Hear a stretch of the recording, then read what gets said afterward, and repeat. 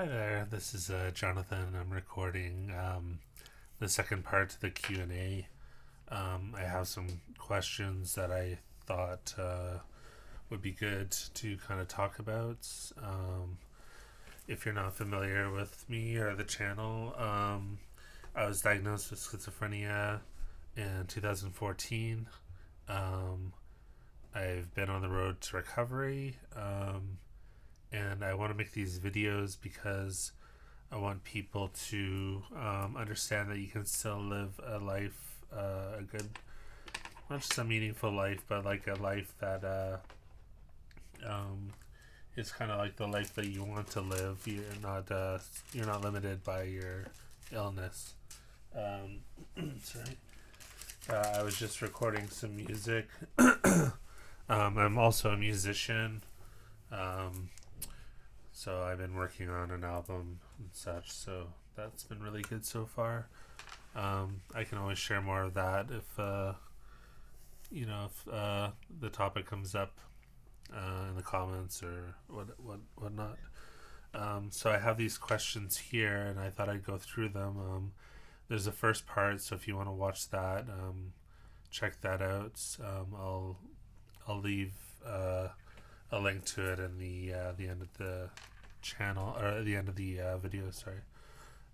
So we ended off last time talking about what should friends and family understand about supporting someone with schizophrenia. Okay, so now we're at how does stigma impact people living with schizophrenia? Stigma affects people living with schizophrenia because a lot of people don't want to come out and talk about dealing with schizophrenia, because there is a fear of what people might think about it. Like, I still struggle with telling people that I was diagnosed with schizophrenia, and it's still hard to tell people. And I don't share it with everybody. And of course, I'm making these videos and they're very public. But I don't go out of my way trying to tell people that I have it, unless it's like somebody like a counselor or like somebody who will you know keep confidentiality. But I'm learning to kind of talk about it more and more. Um, and yeah, so so I think like stigma really stops people from coming out about it, like just talking about it, and the fear of being judged. So there's a huge stigma, and I think it's getting a little bit better nowadays. I mean, like bipolarism and ADHD and OCD and those things are like talked about a little bit more lately these days, but schizophrenia I find is still very much stigmatized. And yeah. The next question is: have you ever felt misunderstood because of your diagnosis? It's more of a fear of being misunderstood. People that that are close to me, um, they for the most part understand it. I'm usually, when I had my bad days, I wasn't really around people so much, which is kind of a bit of a sin, because it's like, or a shame, um, because, yeah, it's like you shouldn't have to hide it. I want to live in a world where these people can kind of talk more openly about things. And yeah. What do you wish media portrayed differently about schizophrenia? I wish media just didn't stigmatize it. I mean, I guess this is kind of like the topic at the moment. Um, I wish they didn't stigmatize it. Um,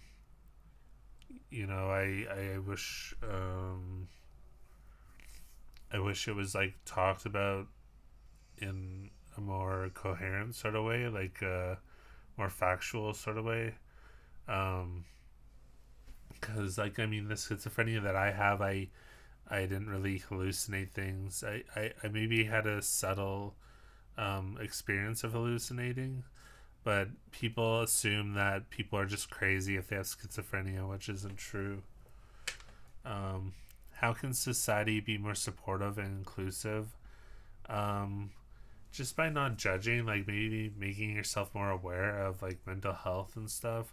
I think that would be helpful for anybody to become aware of like just mental health and learning about it.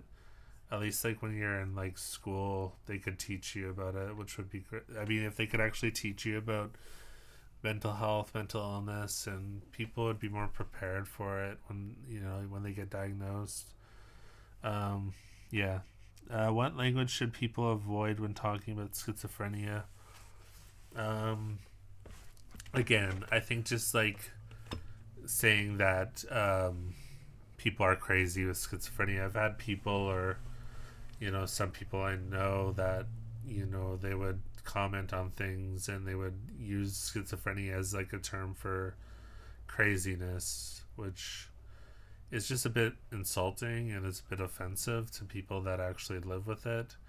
And yeah, there are a lot of people out there that are struggling with it, and they're not getting the help that they need, and um, yeah. So this next topic, is more for mental health professionals.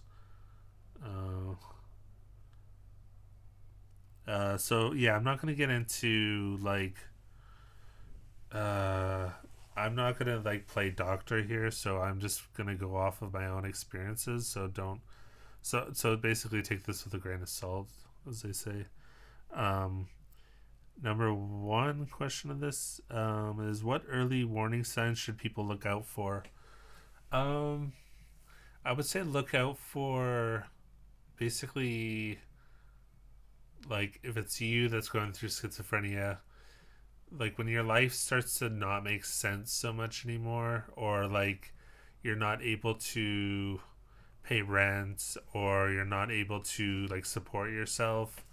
Um, there's a lot of different signs. I'm not saying because you can't pay your rent that you're schizophrenic, but for me, it manifested in a way where it was affecting my relationships. I was like very suspicious of people. Um, I guess paranoia is a big one to look out for. Not being able to be coherent with your thinking or your thoughts or your speaking. Um, yeah. Next question is, how is schizophrenia diagnosed?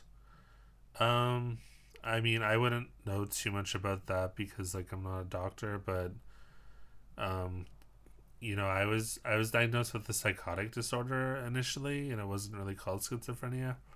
I'm sure my doctor was aware that it probably was schizophrenia, but he didn't. I don't know. Like I don't know why I was informed later about that when I kind of asked more carefully what it was. So it's just like the signs that I talked about. It's just when you feel very like paranoid, suspicious of people, disconnected. Those are the signs that you might have some form of schizophrenia. Um, Next question is, what advances in treatment are happening right now? Um, I'm not entirely sure what's happening right now. Like I know I dived into a lot of different things because I thought I could like heal the schizophrenia in certain ways. I mean, there was like Dr. Sabi. He had like an alkaline vegan diet and herbs and stuff, but my body, like I've learned that I need to eat meat and stuff, like have protein from meat or fish or um lost my place here. Um, I'm not entirely sure. I know there are advances in treatment for a lot of different illnesses and such, but I don't really know what's out there at the moment. So maybe I'll get back to that in another video once I do some more research. Can people with schizophrenia live independent, fulfilling lives? Definitely. Yeah, you definitely can. Um, I mean, for me, after I was diagnosed and when I was recovering and such, I felt like I couldn't do. I couldn't. I thought maybe my music career was over and that I wouldn't do music at all anymore. So I do think you can live a fulfilling life if you kind of walk the path and walk, um, that you follow the right treatment plans and you get the right treatment and you have the right people that can support you or motivate you, definitely. What myths do you often have to correct in your work? Uh, I'm not sure what that means exactly, but like I said, when people kind of use the word schizophrenia to describe someone crazy, I feel like I need to step in and kind of say something, depending on who it is, I guess. But if it's this, yeah, I don't know if it's like a stranger. I don't know, like if I'd really try to get into an argument. Anyways, okay. So the next section here is about hope and empowerment. The first question is, what gives you hope? What gives me hope is that I typically like spirituality has always been really important to me. Just my faith and such.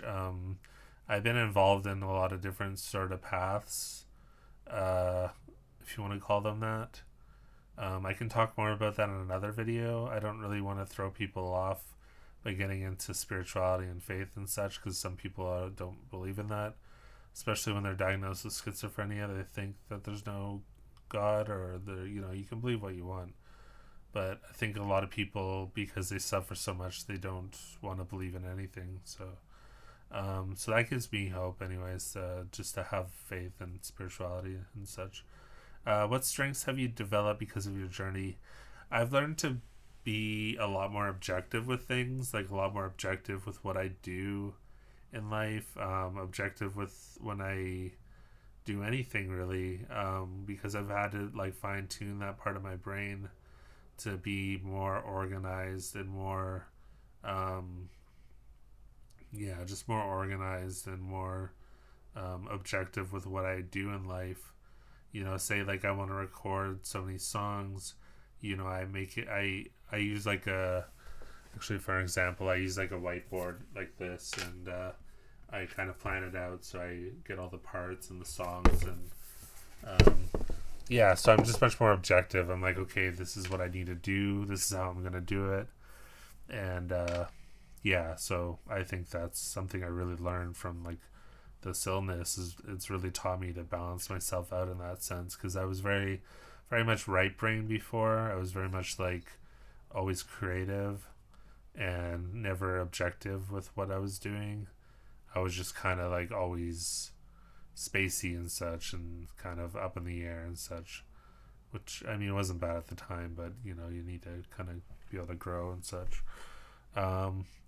What would you tell your younger self? Well, like everything I'm talking about here, I would tell my younger self.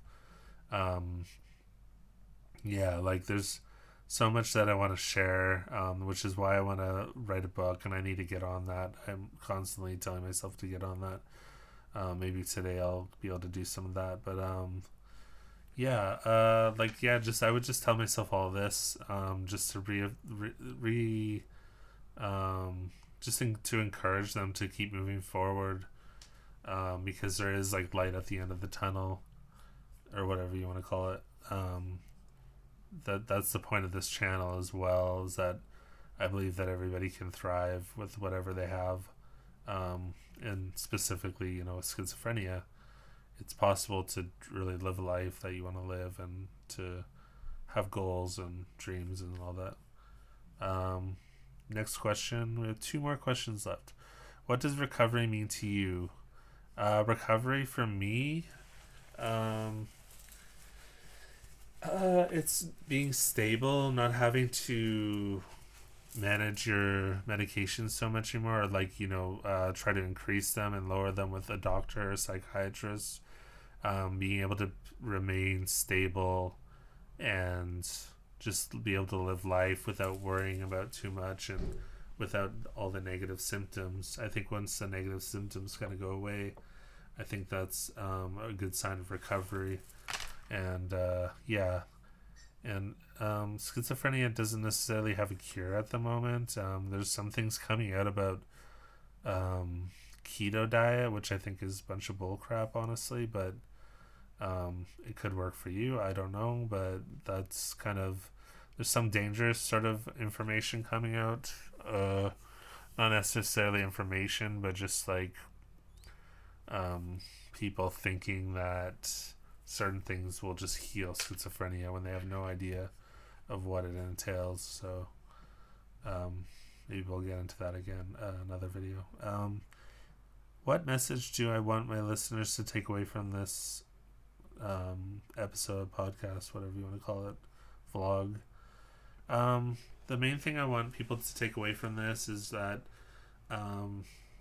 there's help for you out there if you're recently diagnosed or you think that you have schizophrenia and you need to be diagnosed. Like there is like light at the end of the tunnel. Like I said before, there's hope, and there's I'm hoping to provide guidance with these videos, and yeah. So, and also I'm trying to practice do coaching for schizophrenics or people with schizophrenia, which I'll link down below. I do free consultations, and yeah, I like to work as like just kind of a coach rather than anything medical necessarily. So so feel free to check that out, and yeah, if you have any questions, maybe I can do a part 3 if I can get some questions from you guys. Like at least 10 questions would be great. And yeah, I appreciate you watching this, and I'll see you in the next video. Okay, bye.